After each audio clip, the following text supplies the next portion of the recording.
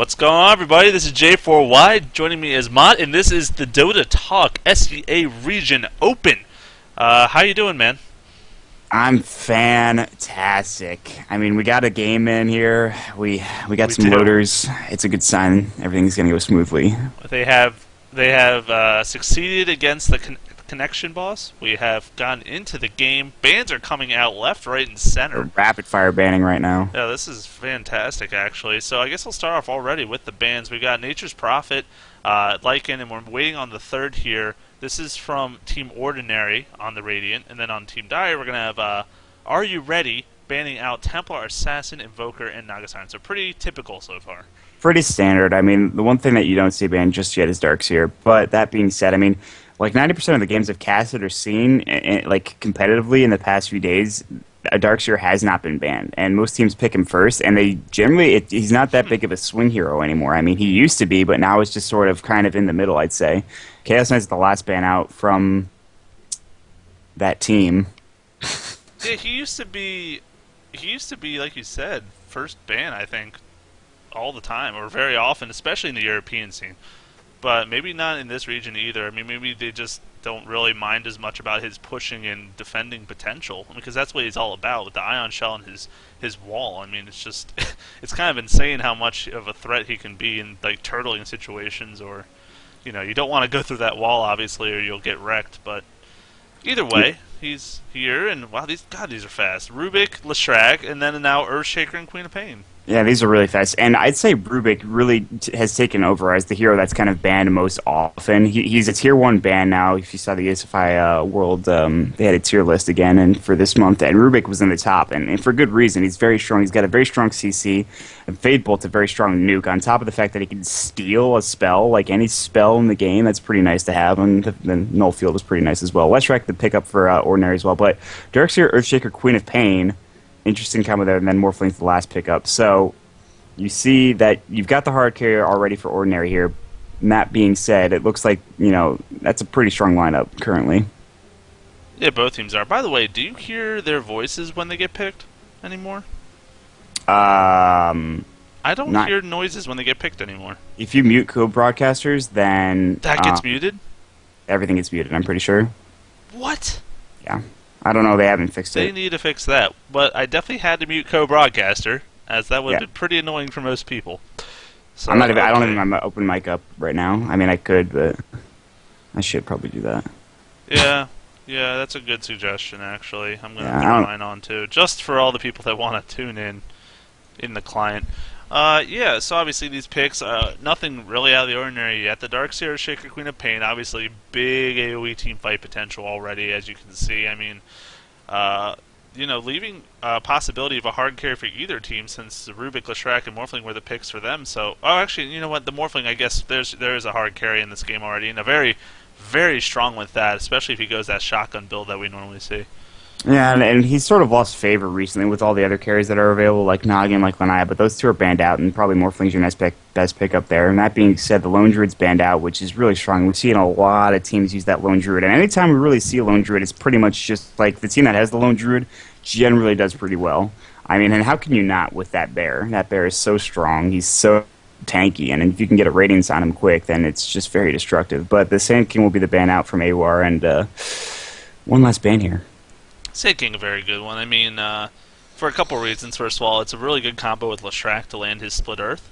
Very reliable stun. Also, maybe if Are You Ready plans to go Broodmother, who's not banned yet, you know, another great counter against him. Although Tide is still in the game too. So, or they could, if they pick up Tide with this AoE combo, that could be kind of. It could be very dangerous. Yeah, it could be a lot of damage coming out from them. But at the same time, I mean, you have to deal with the Rubik as well. So, wait, you're talking. Are You Ready, right? Yeah. Picking up the Tide, yeah. I mean, if Rubik steals the Ravage, which I've seen happen before, generally most Tidehunters who are, you know, especially, you know, in top tier players are very good about casting Ravage and then casting Anchor Smash right afterwards to make sure that they don't get it stolen. Which is, I mean, is good because, you know, the stun allows, you know, Rubik would be in the stun and would be able to steal it, so you just cast that Anchor Smash immediately. I think Tidehunter would be an excellent pickup here. They go with the Brewmaster instead, which is a fantastic pickup. He's probably one of the best strength carries in the game. On top of the fact that his split earth is so, or what am I saying? His primal split, not split earth. I'm thinking Leshrac. His primal split is so useful. I mean, he's got that great CC ability when he pops it, plus the survivability. Windrunner is going to be picked up on ordinary, so they've got that going for them.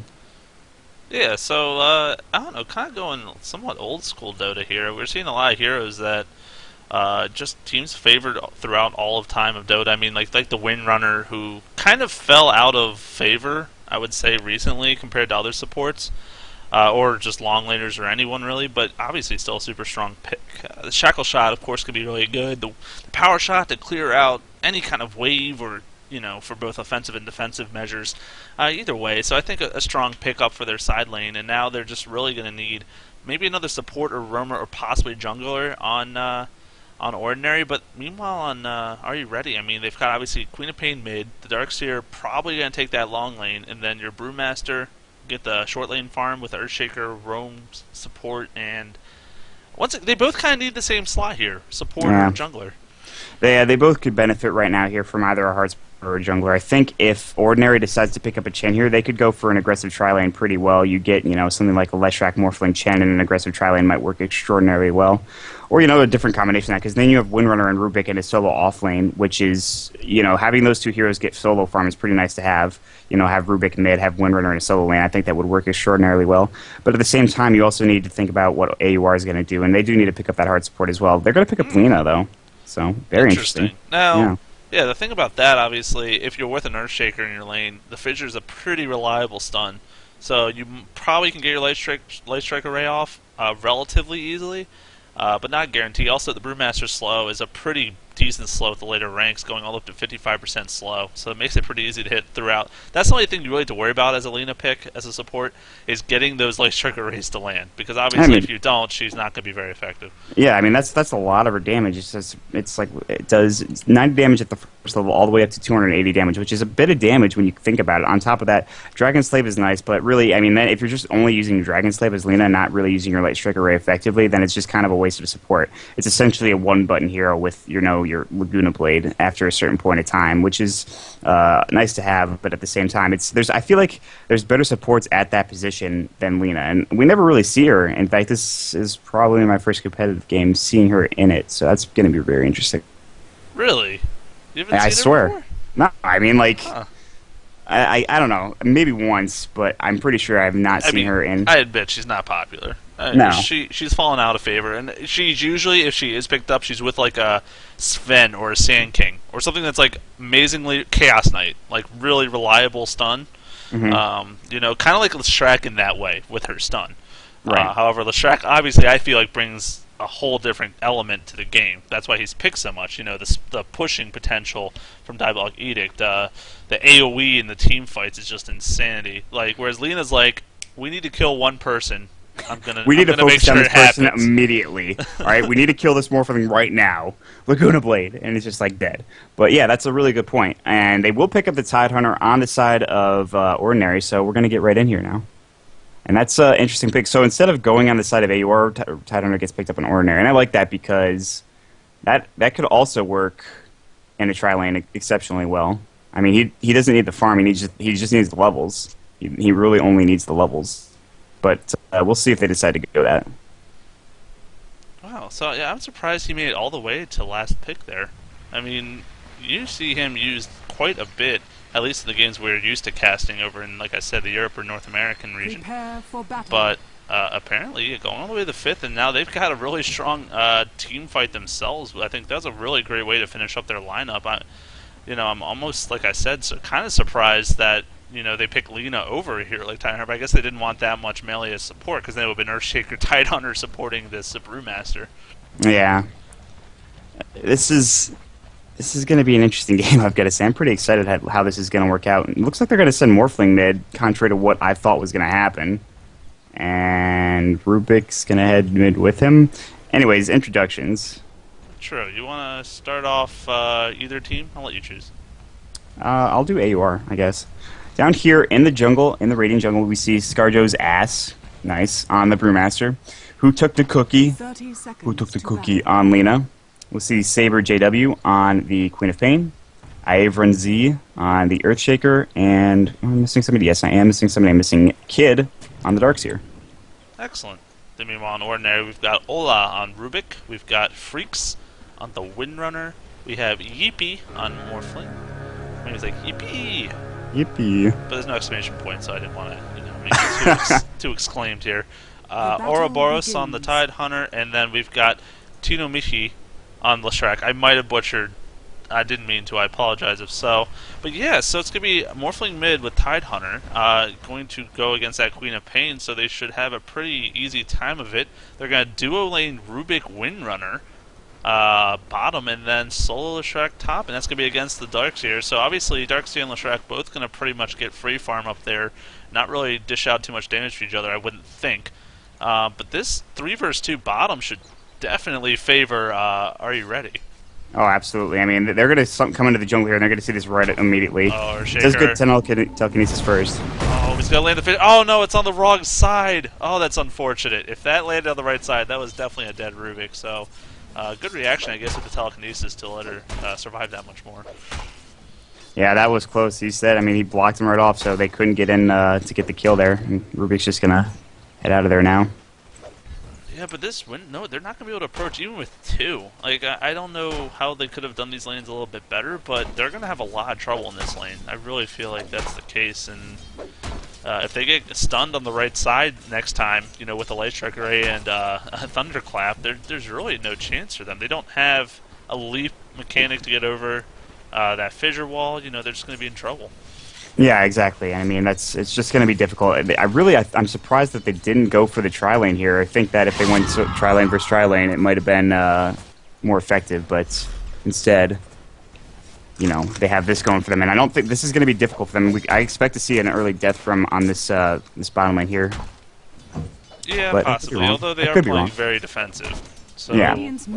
They are 2 range heroes, which helps a lot. You see them actually doing a lot of damage to Lina. She's getting a little harassed. The Shackle is the first level. It's going to land. And the Telekinesis on top of that. A very strong Fissure Light Strike Ray is going to land as well. Here comes Brewmaster. If he can land this, which he will. Oh, but the first blood goes to Rubik anyways. But here we go. Brewmaster chasing down with that Drunken Haze. The Sal comes out. The Shackle not going to latch. But now look who's in trouble. Earthshaker actually is going to have to run here. Unfortunately, Windrunner's not level 2, so they don't have like a power shot quite yet. But wow, they're gonna get first blood. We called that one pretty much completely wrong. Well, yeah, that was I immediately just eat my words right there. They went after Rubik the entire time. They couldn't get in range. They tried to get the stuns and things of that nature. He just uses Fade Bolt to deal damage to Lina. Lina eventually goes down very quickly, and then Earthshaker's in trouble. He's got to run away, and they just let Windrunner just do right-click damage to them, and they just didn't realize, like, oh, we might actually die here. So that's a problem. Yeah. But anyways, yeah, so we're coming back in the action. You see last hits, Morphling as well as Leshrac taking the cake there, 12 each. Brewmaster does have 11, so he's doing well as well. And Darkseer, of course, he's going to kind of struggle a tiny bit in the beginning because the Iron Shell's only early couple ranks, doesn't do a ton of damage, not the best for last hitting. But he'll definitely keep up, if anything, with Leshrac at this point. I actually see Leshrac now trying to find him in the jungle. Darkseer, though, kind of juking him, though, going through there, so he's not going to take any damage. A good job there. I think Leshrac just wanted to buy his boots. He just ran into the secret side trap, and yeah, he just picked up his boots. He's like, oh, hey there, Darkseer, see you later. Yeah, exactly. But double damage actually was picked up by Rubik from that bottom river, so just trying to get some last hits now. It looks like, I guess it looks like, well, Healy is 2 CS and Windrunner has 0, so I'm not exactly sure who's trying to get the farm. Maybe they just both are at this point. Whoever can get some, just take it. Because, yeah, when you're against a tri-lane and you're only a duo, you really just take what you get. Yeah, I mean, they're going to have to just get any farm that they can here because, they have to take the time, when the farm is near your tower, just try to get the last hits, and whoever can get them, because it's going to be later on, it's going to be a little bit more difficult. More spells to use on you, more CC ability, more chaining things together, things of that nature. Meanwhile, Rubik will pick up Invis. Coming through here, Invis has a telekinesis, level 2 Fade Bolt, could pack a punch, but it is Queen of Pain. If she has enough reaction time, oh, Leshrac actually gets the kill. You see his health down to 20 from the Darkseer, so he tried to go for it all and apparently missed it. I apologize for missing it, but here we go. Telekinesis comes out, now as well as the Gush, but there's the Blink. Oh, the waveform is definitely going to come in, though. Here comes the follow-up. Oh, no, he's getting juked by the trees, and he's not going to get the kill. They need to actually now fall back. Wow, lucky there by Queen of Pain, or I guess I should say good job. Rotation. In the meantime, Earthshaker fissuring in as well, but Lina getting kind of caught out by this Morphling. She can't take those all attacks one-on-one. She's all about her spells, so we'll see if she can land something. You see the chase coming out now on Earthshaker. Windrunner looking to get in position for this shackle shot, but not having the opportunity yet. There it is. Good Windrunner. Oh my gosh, it hits both heroes. The P-Boss can land, but a great fissure. Lightshaker is going to pick up the kill. Waveform comes in, though. That is a dead Earthshaker. Lina needs to retreat. She is in a lot of trouble. One more will do it, and it's going to land. The stun comes out, so it's going to end up being a 2-for-1. And that's huge. That's huge. I mean, they get the kill on Rubik, and that's a kill on Rubik, which is nice to have. But Morphling just got a double kill. He's got 2,000 gold right now. He's level 5. He's extremely farmed. He's going to go for something soon. I mean, you can't let that happen in the middle lane. I mean, they wanted to go in and try to support, the Queen of Pain, but they really should have just backed to the tower and just let them, roam around there. They just forgot about the Morphling, I feel like. Like, they were doing so well, and they're like, oh yeah, this huge waveform guy. That's right. That thing that, he rolls in, with waves and does a lot of damage, that hurts. I should probably not, be there when that happens. Also, there's a really good shackle shot, by the way. Somehow latched 2, but the duration was not very long because it's only level 1. I do not think he planned for that to hit Lina, too. I think he was going for just the trees, but yeah, those shackles juke everyone. So, sometimes they hit. Oh, actually, Tidehunter could get caught. No one getting that haste turn quite yet. Instead, just going for the combo. There's the haste from Earthshaker. Queen of Pain comes in, takes the last hit. Good job there. Should get it over those supports anyways. So really good setup there. That was textbook. Trying to get it, but not able to. That was just textbook. Fisher on the right side, followed up by Lightstriker right. Queen of Pain blinks in, uses this Queen of Pain, gets the last hit. Just simple, easy. So we see Caveman can do it, but not quite. Yes, these guys actually are playing better than Caveman, I would assume. Yeah, they are not the Geico Cavemen. Yeah, that was it was a good combination. I was surprised, like, no one's taken the haste rune yet. Come on, but they actually just want to land their combo, which is more important. Bottom lane. Telekinesis bottom, as you see, yeah. Thunderclap's going to go down, a good shackle lands, but they're not able to hurt him. If anything, he did a lot more to them than they did to him. Yeah, they just have no right click, and I mean, with the Thunderclap does a lot of damage. I mean, and Brewmaster's got a pretty high right click early on in the game. He's got one of the highest, he's got 72 damage right now in comparison to Windrunner, who's got 57. Oh, Leshrac top lane. Oh no, the Lightstriker Ray is going to just miss Leshrac. Having those phase boots able to get out in time. Lucky for him, yeah, he should be dead meat right now. But he's not. His meat is quite alive. And you see actually a possible Rubik, once again, roaming with the Telekinesis. Ping comes out on Queen of Pain. They're going to start this out. Telekinesis comes out, Gush as well. Can they do enough damage? The Blink comes out, the Waveform should follow up. There it is, and that is a dead Queen of Pain. Wow, Rubik just barely surviving, but nonetheless a successful game. Yeah, that was good. I think the thing that you have to understand, though, about, Queen of Pain is going for Scream of Pain first instead of going for that high level of Blink. If she had a higher level of Blink there, she's gone. I mean, there's no way you can catch her if she blinks pretty far away, but she blinked literally up the stairs, up from the river. That's pretty much where, that's it. She has no mobility at this level. Yeah, 700 range is not very much for your first level of Blink. So it goes all the way up to 1150, which is really nice at that point. Of course, as well as a really short cooldown down to 6 seconds later. But obviously, I don't blame her going with this normal Scream of Pain. Very typical build on Queen of Pains. And, when you're against 2 heroes, it's good to have AoE. It's good to have that presence in the laning phase, especially if you do have supports like Lina or Shaker come in, like this Lina, for example, now rotating in the middle with Shaker. They're looking to do something, but this Shaker's very under-leveled, level 3. Not having the best of days here. You see the levels on the other supports. 5, 4 generally. I mean, they're doing better in experience overall. He's only got 2 last hits. He's got a magic wand. Fisher coming out. Fisher comes out. The Queen of Pain ult gonna miss completely. That is unfortunate. No. I think they were expecting the Lightstriker Ray to land there, and it just did not happen. Yeah, that's just, you talk about they had a good setup on the Tidehunter kill earlier. That was the complete opposite of that. That was just not good. That was not well planned. Unfortunately not. Actually, a stun does come out of Morphling. The Lightstriker Ray does land, but just small harass damage. I mean, Lina really needs this ultimate kind of soon if she wants to start doing anything against Morphling. Because like you said, she already got treads. These guys Ring of Health. Gonna go for that Null Stone, it looks like, off the bat.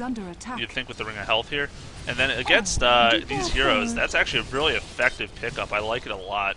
Gonna cancel out some of these big nuke spells or stuns.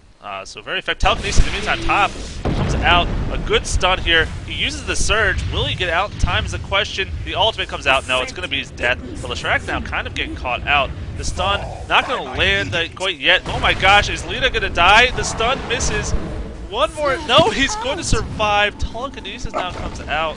Shaker walled himself in. It finally does go down. He will survive, but that is just so unfortunate. 2 kills for none.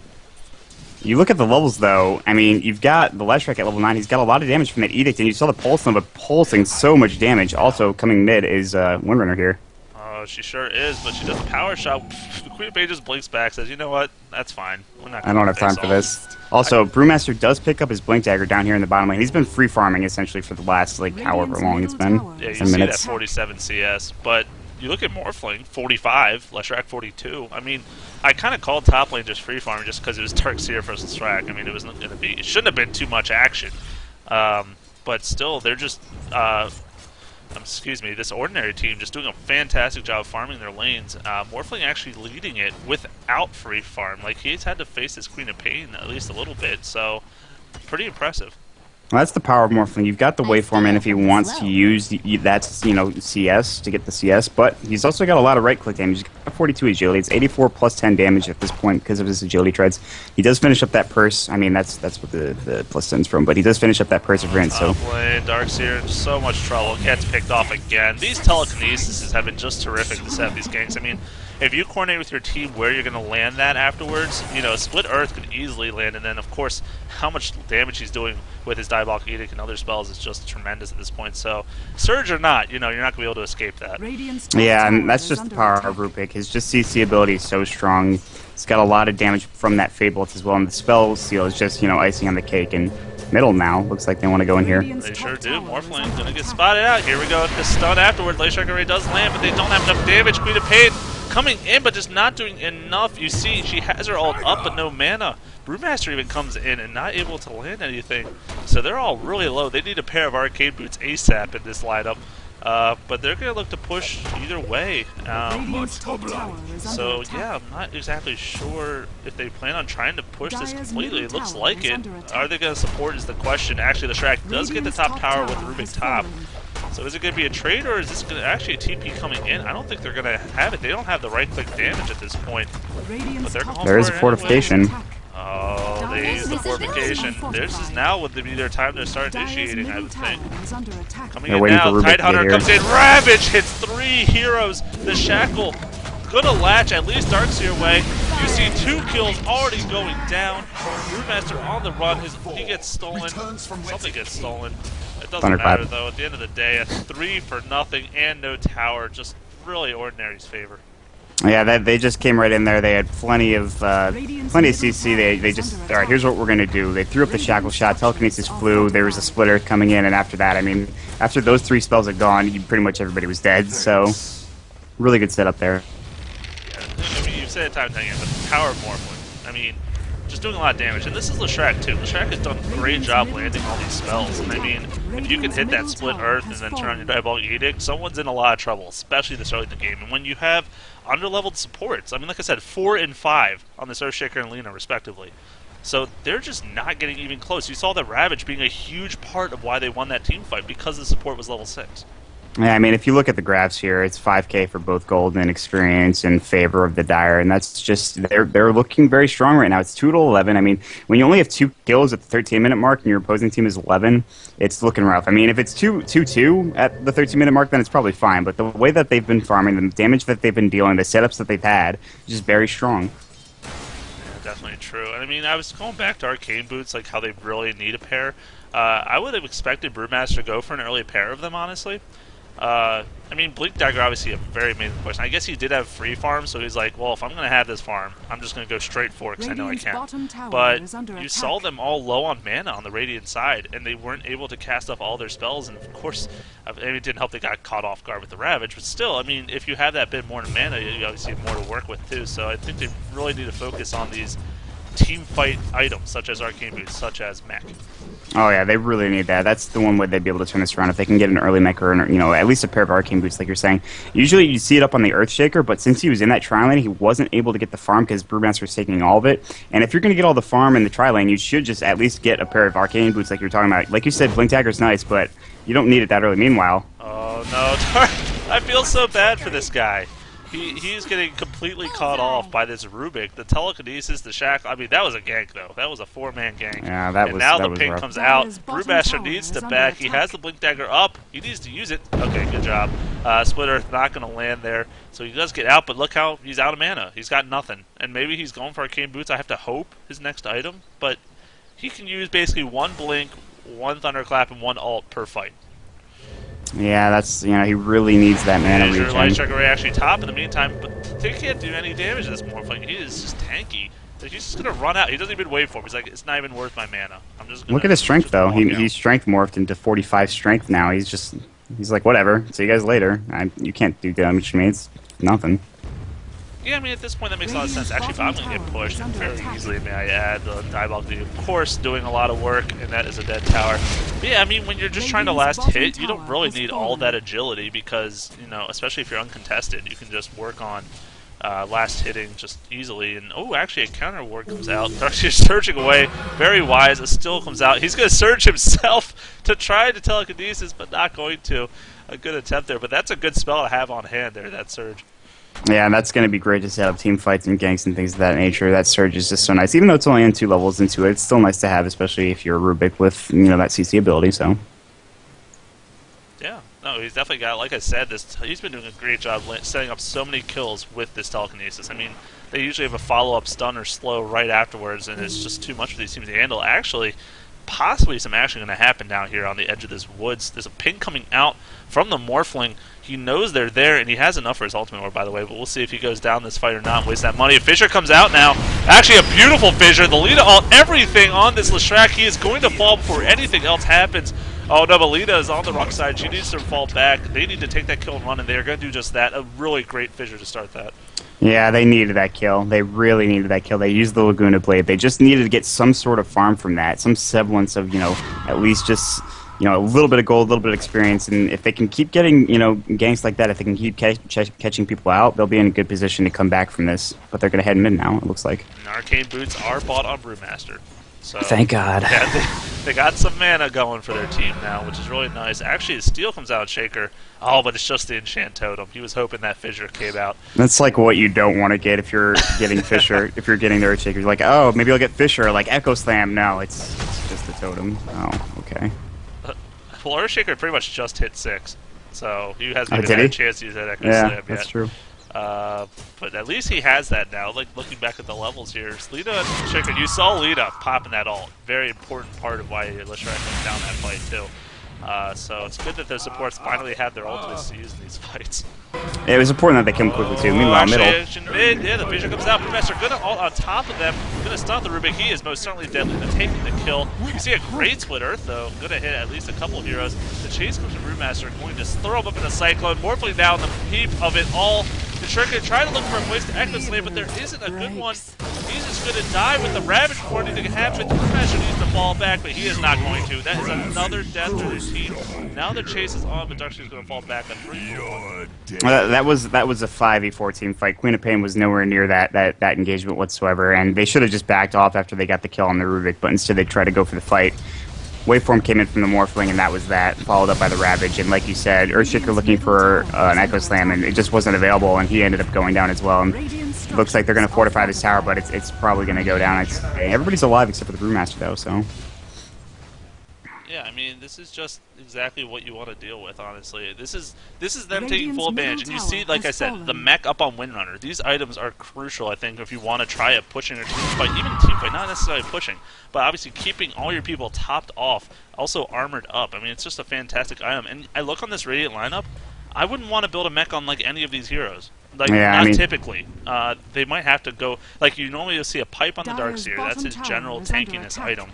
Brewmaster obviously going to go for more of the like Aghanims or something to boost his damage. Lena, she could go a mech, but she's getting 0 farm, so that's just not going to happen. Actually, top Morphling, here we go. Some action. The waveform comes out. The Queen of Pain ult missing again. That's painful to watch. She's not had good luck with that. And the TP comes in, so they're just not going to get that kill. He gets out again with just 1 spell. That's like you've got to hit those sonic waves. You have to be absolutely sure, especially with somebody like a Morphling. You wait for him to use that waveform before you use that sonic wave. Otherwise, you're just gonna waste it. Like she's done twice already, and it's just that's just such a waste of a good ability that would be able to Yeah. kill somebody if she could land it. Exactly. It's only rank 1, which is unfortunate. Pause comes out, but when that does hit rank 2, obviously you're going to start doing a ton more damage, but it has to land to do any damage, like you're saying. Yeah, right. So, Like it does nothing. It does nothing for you if it hits the air. It does nothing. So right, pretty much the way of spells, I would say. yeah, that was a. Did you hear about the shackle changes that were mentioned? Did I mention them to you? No. What did they They change were about it? proposing in that beta, which I haven't checked on in a while, but for the Dota 1 beta, they were testing out giving shackle. If it didn't latch, it would do no effect at all, Really? which would have been just the biggest uproar in the Dota community. I don't like that change at all. Well, I really don't like see, that that was change. the original proposal. Then they actually switched it to just lowering the mini stun if it misses.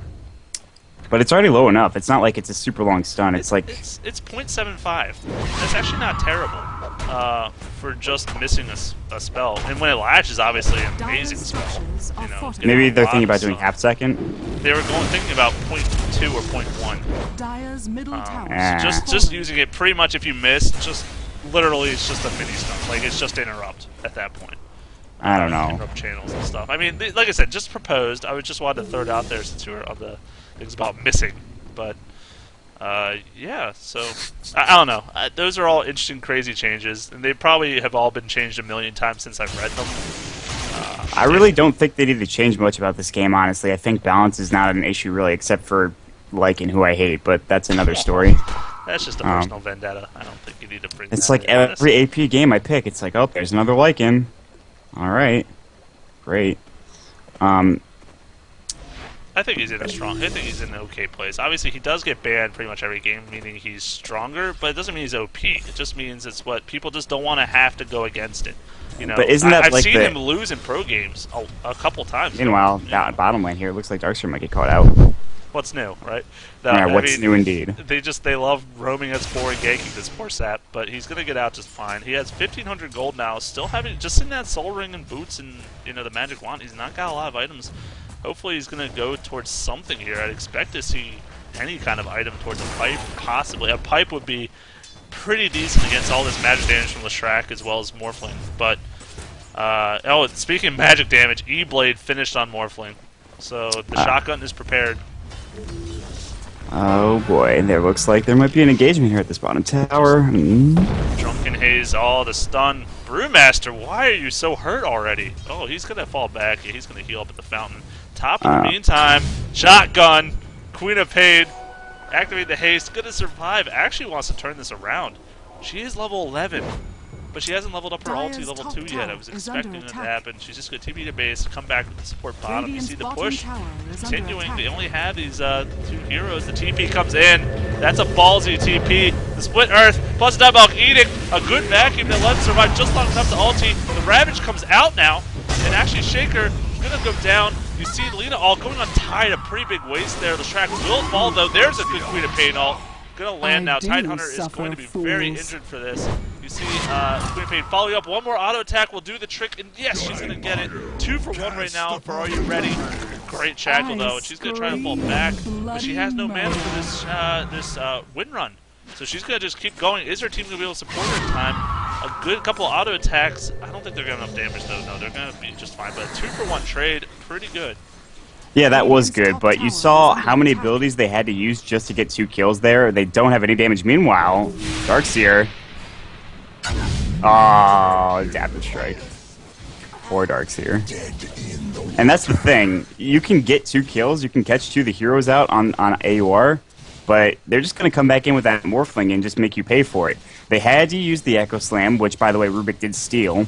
And he used during that team fight, not very effectively, mind you, because he used it on like the Panda ult. They used the Sonic Wave to get the kill on almost get the kill on the Tidehunter before right-clicking him down. They used the split. They used literally every single spell in their book, really, and they only get 2 kills out of it, which is a little disheartening. I was just But trying to make sure everything was going well for our commentating. But yeah, okay. So, yeah, I mean, I guess it was a decent fight. Lena was somehow barely surviving. She was in the back there. I thought she was a goner, but got out with just the skin of her teeth and was okay with that. Yeah, she's only level 8, so still struggling to get up there in the levels. Hopefully she can start getting some Darkseer, so he went Arcane Boots with that money. I guess they just want a little bit more for their team fight. I mean, like I said, I would have expected the normal boots and just going for that pipe. They really need it for these team fights. They need some kind of items that will help them out. With the amount of spell damage that they have on the side of AUR, they need to get a pipe. That spell resistance is huge. I mean, on top of the fact that his personal spell resistance, because he's been ganked so much, he needs it. Like, if he has a surge and he has a pipe, he can get away so easily. You know, a lot more easily than he's been able to. He's just been getting caught out like every single time here, and it's just been so unfortunate for him. And if he built towards that pipe, he might be in a better position. But right now he's got 1,000 gold, though, so he might be starting to build towards soon. Earthshaker finally getting his Arcane Boots. They have 3 pairs of Arcane Boots. They really want that mana. Well, I guess they heard us. They just like, let's just go all out. It's all or nothing for these boots. Smoke is coming up for them, though.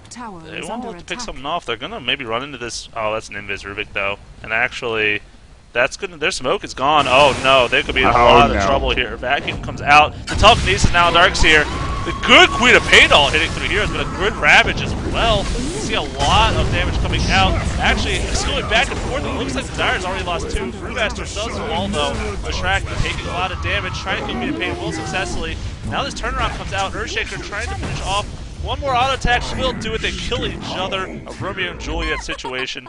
And that is just going to leave Darkseer and Windrunner the only survivors. That was the closest team fight I might have ever seen. That was like... It came out, you saw it looked like the Dire had the advantage because they had the vision with the Rubik, but all of a sudden the Queen of Pain comes in there, it's like, oh, there's 3 people right in a row, and he just used Masonic Wave, which got them all down to about half health. Then they all used their team fight abilities, but after that they really had nothing left. And, I mean, who wins that fight? Well, who is the winner of that fight? You got a Windrunner and Darkseer alive, so... I'd say it's even. But that's exactly all Are You Ready can hope for at this point. Because so far this game, it's 22-10. I mean, they've been just getting rocked in fights for the most part. You see the gold advantage, about 10,000 experience, you know, close to about 8,000. So still very heavily in the favor of Ordinary. And then the late game, though. That's the other thing to consider. It's a Morphling who has 160 CS, an E-Blade, almost a Nullstone. And what carry is going to be on the Radiant team? This Brewmaster, he's not much of a carry. He's a great team fighter in the mid game, but he's not going to stand up to you late game. You could argue that the Queen of Pain maybe could, you know, take out the Morphling in the late game, but it's just not going to be enough. I mean, she just doesn't have enough right-click damage. I mean, she looks like she's building towards a Scyther, a Lincoln's. She's building towards Lincoln's, I think.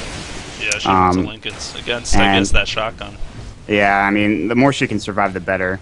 But they need right-click damage at this point. They don't really have. They can't do any damage in a team fight. You saw in that last team fight, everything came from spells. If you have right-click damage, it makes it a little bit easier, which is what, I mean, this Morphling is doing. He's getting farm, he's going to right-click people down, he's got the Ethereal Blade, he's getting an Ultimate Orb, so he's going to have a lot of right-click. Meanwhile, this Radiant team does not. Yeah, exactly. They don't have pretty much any. They're going a lot of defensive items or Arcane Boots.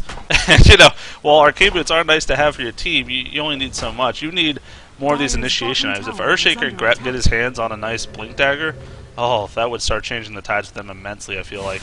Allowing him to get in there, because then they'd have they'd have 3 heroes with Blink ability then. As well as a Surge. I mean, it'd be a lot of mobility to work with on their team. Yeah, positioning would be key here, and would absolutely be key. They ping on the Morphling when they want to come up here and try to catch him out, but I don't know if they'll be able to. He's gone. And you saw one of the other times they tried to get. He just waved for like, I'm done. Peace. You know.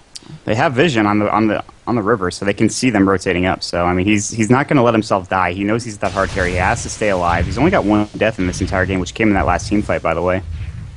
Yeah, I was surprised he went down that quickly too. I mean, did he? I wish I could have focused on him more, because maybe he E-bladed and then he took all that extra magic damage. I mean, that is a potential problem with that item. You banish yourself. You take a lot of extra damage for that few seconds. Especially if he E-blades right before, you know, that Queen of Pain ult comes. That's before an Echo Slam, for a Lena ult. There's a lot of magic damage that's Radiant. A Blacking Bar would actually be I don't know quite if E-blade amazing. was the right choice here. I really think that he should have gone something else besides an E-blade. I mean, Shotgun Morphling is excellent, but against a lot of magic damage in a team fight, with like It's they have risky. no right click. They have no right click on the other team on AUR side. So if you go an evil blade, you're just like saying, all right, well I'm open for business here if you want to use any ability on me like ever. So just go for it. Yeah, but I mean, it's still nice. It's more of I think like a gank also item. Maybe it's good to pick off that support, that really weak support in the back or something. But you know, obviously not going to happen at this point. I'd say Are You Ready is playing a lot better as a team now. There's the shotgun though for the support, calling that out. Earthshaker getting annihilated. Now they don't have that Echo Slam, and they're going to have to fall back. Pin coming out on Queen Pain just going to TP away, but a great pick off there, and that's well, there's your strength of the shotgun build. That's what you were talking about. You know, it's not good necessarily in team fights when you have everybody focusing you down, but when you're trying to catch somebody out, it can kill people extraordinarily quickly. I mean, you just saw how much damage just went into Earthshaker's face. It's just way too much for him to deal with. And now he's just morphing into agility right now. He's got 200 damage. His right click is ridiculous at this point. He's ready for round 2 of this shotgun. I mean, 2 times agility plus 75. He's already going to be doing about, what, 450-ish, plus the 40% amplification, plus his waveform and adaptive strike damage. I mean, that's like 800 to 900 magic damage up front. That's 3 seconds of just pure dominance. It's scary. It's very scary. I would be scared. Replicate coming out now. I wanted to mention that earlier, but now it doesn't matter as much at this point in the game. The fact that he was level 12 and didn't have 1-point replicate. Oh, here's a shotgun. Lina! Instant gift again! They're not able to do anything. Brewmaster needs to ult. He's not going to ult. He's going to die first. This is looking terrible. A beautiful Ravage coming in by Tidehunter, who has a blink. Queen of Pain just barely getting out with no health at all. But a 4-for-0 trade, and this might be close to GG. What a great push. See, that's the thing. If you see a Morphling there and you can't kill him, like, the thing is, if you have to engage the team fight if you're the Radiant, you can't let him open up with that shotgun because he's going to kill somebody, and after that, it's just going to, roll downhill from there. And you saw it happen. And for all intents and purposes, that's a team wipe. I mean, Queen of Pain very low, and she's going to go down anyway, so that is a team wipe right there. And now they're going to Rax, and at this point, he's too strong, the Morphling is. There's no way they can come back from this. They don't have a carry who can, carry later into the game. I'd say if they had some sort of hard carry that might be able to, like, counter Morphling, they could, but at this point in time, they're just going to rotate, take the next set of Rax, and that's probably going to be it. If they try to come out and fight them again, I think they're just going to see the same result there. They're all way too under-leveled. Coming in. Doesn't get the ult off again. That light strike array. The ulti, I believe it gets blocked, actually, from the Nullstone. So really unfortunate there for Lina, but still he goes down. They just use now Lina just going to fall here. And that's going to be 3 more dead. They've only killed the Rubik successfully. TP coming in by Shaker. Wants the Echo Slam. He does, but not enough damage. Still stunning up these people. A good vacuum, but that's going to be our Shaker's death again. Now Darkseer's in a lot of trouble. He's going to fall. And that is just another team wipe. GG comes out from Who Took the Cookie. That was just extraordinary team fight, positioning. These guys knew exactly what they wanted to do. I mean, oh wow, Queen of Pain doing a lot of damage, but it looks like she'll go down now. And Ordinary was they just played better. They were able to get the ganks early. They were able to get the farm for Morphling, and then they just had better positioning, better communication, just better overall play, really. And I'm kind of eating my words because I was questioning the Ethereal Blade, but you see it's very strong. I mean, even with a lot of, team fight abilities coming in your way, it's only a 3-second duration, so they have very little time to really hit him with it if it's in its team fight. And if you can open up with it, it's extremely strong, which we just saw. And it is going to be GG, but they're not leaving just yet. They're going to play it out, it looks like. Yeah, Who Took the Cookie just not happy with what happened there. And I mean, they went with a very high magic damage lineup, a good, I would say, early mid-game team, but they were just not even winning it that much in that part of the game either. I mean, the Morphling just kind of started getting away from the Rubik, setting up some great gank pieces throughout the game, and just the Leshrac, of course, dominating that top, getting a lot of kills and money. So, in the end, they just, took it to them, and it was just too much. It was way too much. I mean, you saw the power of a lot of those heroes on the side of the Dire. So a good game there. Very good. Probably good. So we'll see if other games coming up for some teams in the near future. I will probably be running to grab a bite to eat really quick after this game since I just woke up. Yeah, I'll do the same. So we'll be back with you guys hopefully relatively soon. So stay tuned to the Twitch channel. Make sure to follow. this DotaTalk stream channel for all of your DotaTalk needs. You can also go to DotaTalk.com. Got some information. I'm J4Y once again with Mott, bringing you part of this tournament, the DotaTalk Open. And I guess we will see you guys later.